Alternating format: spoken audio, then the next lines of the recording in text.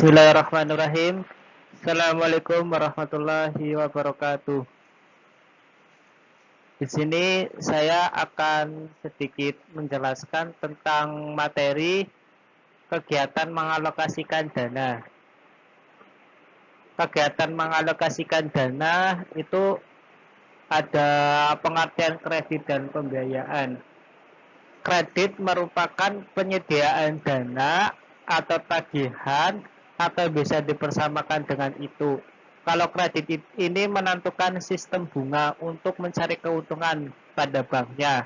Kemudian kalau pembiayaan sama, penyediaan dana atau tagihan atau bisa dipersamakan dengan itu, dan tidak tidak ada bunga, tetapi hanya menerapkan sistem bagi hasil seperti itu. Dan ada unsur-unsur kredit. Unsur-unsur kredit itu ada kepercayaan, ada kesepakatan, ada balas jasa, ada risiko, dan ada jangka waktu. Unsur kredit yang pertama itu kepercayaan.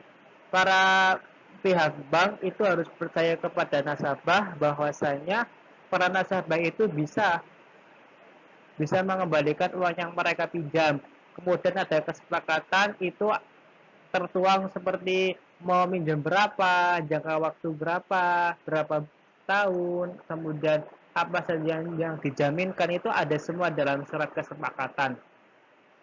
Kemudian ada balas jasa, itu ada bunga atau bagi hasil, ada resiko, dan juga ada jangka waktunya berapa tahun. Tujuan kredit jika dilihat dari bank itu tentu yang pertama itu bank itu akan mencari keuntungan atau mencari untung, bisa dengan menetapkan bunga maupun dengan menentukan bagi hasil. Kemudian ada membantu nasabah untuk membangun bisnis, untuk memperluas bisnis, atau untuk menginvestasi produktif, konsumtif, seperti itu. Kemudian yang ketiga itu ada membantu pemerintah. Membantu pemerintah ini khususnya di sektor pembangunan. Pembangunannya itu meningkatkan sektor pembangunan. Misalkan nasabah yang dipinjami uang ternyata usahanya maju, usahanya jalan, maka akan membangun cabang di berbagai daerah, maka secara otomatis akan meningkatkan pembangunan dan juga akan menyerap tenaga kerja yang banyak, tentu akan membantu pemerintah. Kemudian ada fungsi kredit. Fungsi kredit yang pertama itu meningkatkan daya guna uang. Bayangkan uang itu cuma diam di bank, tidak disalurkan yang membutuhkan, maka nilai guna uang itu akan rendah. Berbeda ketika uang itu di bank kemudian disalurkan oleh bank kepada nasabah, dibentuk usaha, maka uang itu akan jauh lebih berguna. Kemudian meningkatkan lalu lintas peredaran uang. Yang ketiga ada meningkatkan daya guna barang.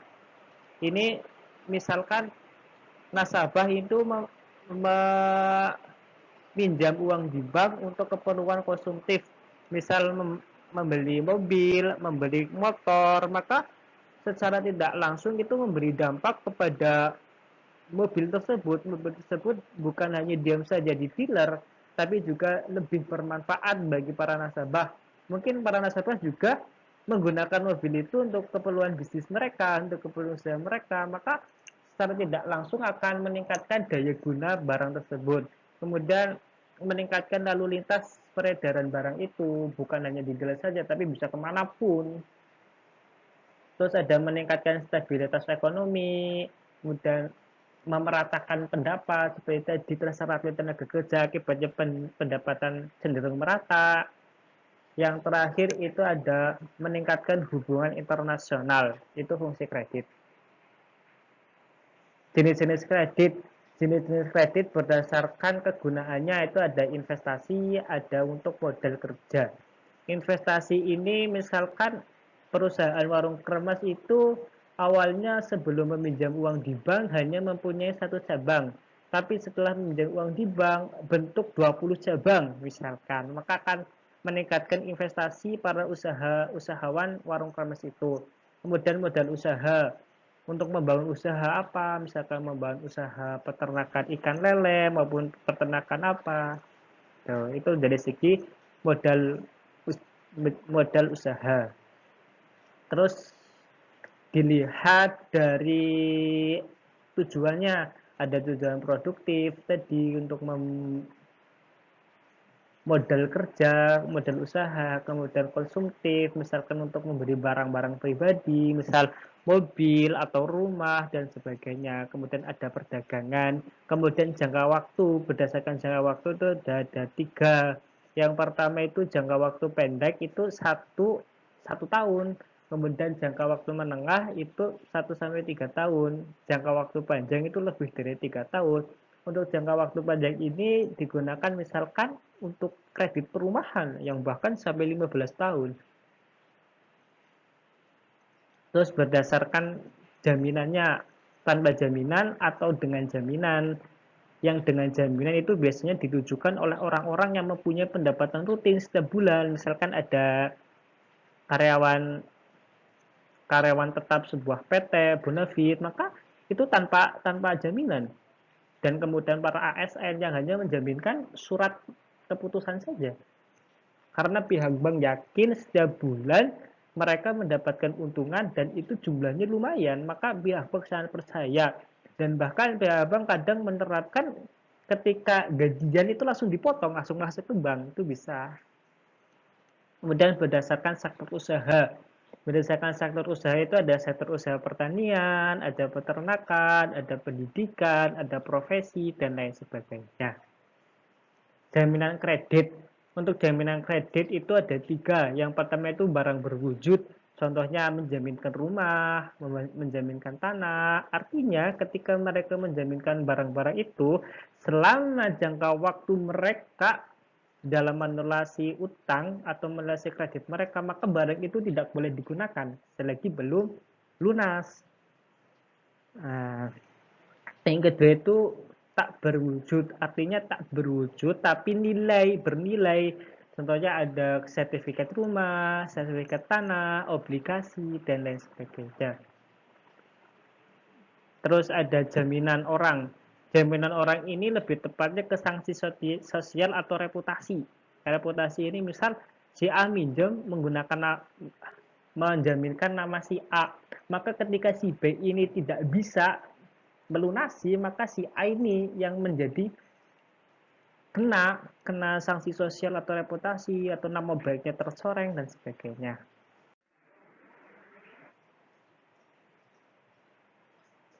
Kemudian ada prinsip kredit. Prinsip kredit itu ada 5C. 5C yang pertama itu karakter. Karakter itu ini ada bibit, bebet, bobotnya para nasabah. Apakah para calon nasabah itu merupakan mantan napi atau mempunyai utang yang tidak tidak dikembalikan sampai sekarang gitu. Kemudian ada capacity itu melihat kemampuan dalam memberikan kredit yang disalurkan, mampu atau tidak. Dan ada kapital itu keefektifan penggunaan modal. Apakah modal yang mereka dapatkan dari bank dalam bentuk kredit itu efektif atau tidak. Misalkan dalam pandemi ini malah membangun sektor pariwisata, maka itu tidak efektif. Malah justru itu bunuh diri kasarannya seperti itu. Tidak akan jadi. Kemudian ada collateral itu melihat jaminan, melihat apa sih yang mereka jaminkan dari peminjaman atau kredit itu. Jangan sampai mereka mengajukan kredit 5 miliar tapi hanya yang dijaminkan sepeda motor, tentu tidak seimbang. Maka dalam prinsip ini ketika jaminkan itu yang nilainya lebih tinggi daripada kreditnya, misalkan kredit 100 juta, maka yang dijaminkan itu kalau diuangkan, kalau dinilaikan itu harus lebih dari 100 juta. Itu prinsip-prinsipnya. Kondisional, kemudian ada 7P, ada personality, ada party, ada purpose, ada prospek, ada payment, ada profitability, ada protection. Kemudian ada lagi aspek penilaian kredit. Nah, aspek penilaian kredit ini ada aspek yuridis. Aspek yuridis itu legal atau ilegal. Jangan sampai para nasabah ini berniat membangun usaha yang ternyata setelah diselidiki usaha itu ilegal. Ketika terbukti kalau usaha itu ilegal, maka pihak hukum setempat akan menutup usaha itu. Ketika usaha itu ditutup, otomatis dalam pelunasan banknya justru terganggu, sangat terganggu. Kemudian ada pemasarannya, lebih ke prospeknya, bagus atau tidak. Kemudian ada keuangannya, mempunyai sumber dana nasabah itu dari mana saja. Terus ada teknisnya, teknis dalam berusahanya apakah baik atau tidak. Kemudian manajemennya itu meliputi karyawannya, kualitas karyawannya baik atau tidak. Jangan sampai mereka itu punya karyawan malah justru kalau itu mempunyai etos kerja yang rendah, malas-malesan, maka itu juga akan berdampak pada usaha yang nasabah bangun. Terus ada sosial ekonomi, ada AMDAL. AMDAL ini lebih tepatnya mereka para pelaku usaha apakah membuang limbahnya itu baik atau tidak. Maka ketika AMDALnya itu jelek, maka akan mengganggu pihak masyarakat dan masyarakat pasti akan protes dan nanti ditutup oleh pihak pemerintah bisnis mereka, maka juga akan berdampak pada pelunasan kredit yang mereka ajukan.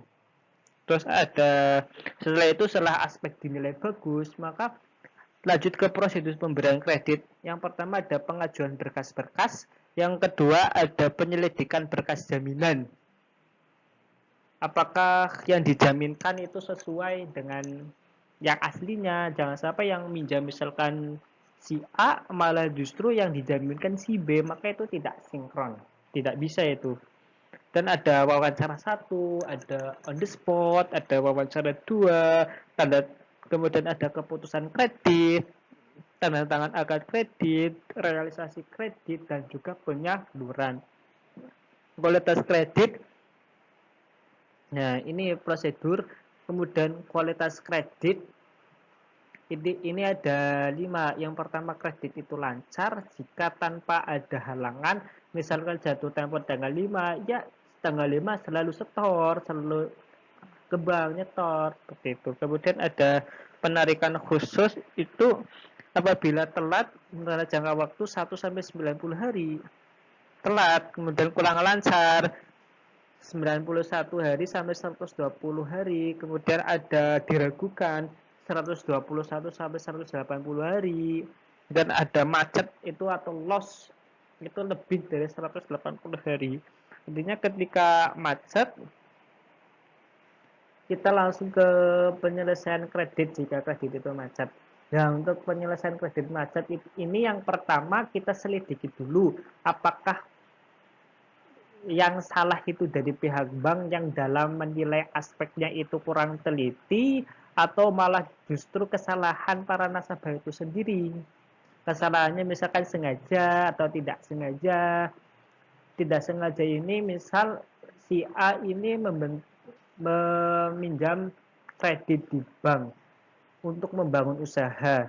Dan di pertengahan jalan usaha yang si Pak A ini buat terkena pandemi, maka otomatis usahanya sepi. Nah, berdampak pada pelunasan kreditnya yang agak macet, itu bisa terjadi kondisi seperti itu. Kemudian setelah itu kita bisa rescheduling atau panjangkan waktu kredit. Ketika jangka waktu kredit itu dipanjangkan, maka otomatis angsuran per bulan itu akan semakin sedikit.